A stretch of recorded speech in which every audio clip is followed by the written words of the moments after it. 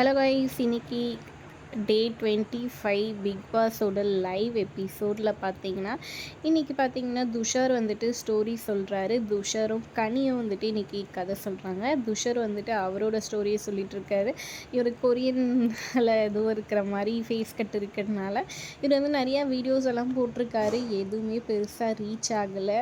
300 400 500 அந்த மாதிரி தான் வந்துட்டு போயிட்டு இருந்திருக்கு. ஒரு நாள் திடீர்னுட்டு அவர் மைக்கை கொண்டு வந்து முன்னாடி வச்சுட்டு தமிழில் பேசி அதை வந்துட்டு வீடியோ போட்டிருக்காரு.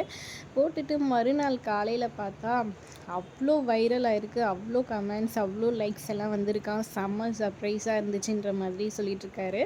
அதுக்கப்புறம் கனியும் வந்துட்டு அவங்களோட ஸ்டோரி சொல்கிறாங்க. அவங்க அம்மா இல்லாமல் வந்துட்டு அவங்க அப்பா, இவங்க 3 பேரும், அதாவது அக்கா தங்கச்சிங்க 3 பேரும், இவங்க தான் பெரிய பொண்ணு, மீதி 2 தங்கச்சிங்க எல்லாம் எப்படி லைஃப்பில் வந்துட்டு இது பண்ணி வந்தாங்க, அவங்க வெற்றி தோல்வி எல்லாத்தையும் சகிச்சு தாண்டி வந்தாங்கன்றதை தான் ஸ்டோரியாக சொல்லியிருக்காங்க. உண்மையிலேயே இன்ஸ்பிரேஷனாக நல்லாவே இருந்துச்சுன்னே சொல்லலாங்க.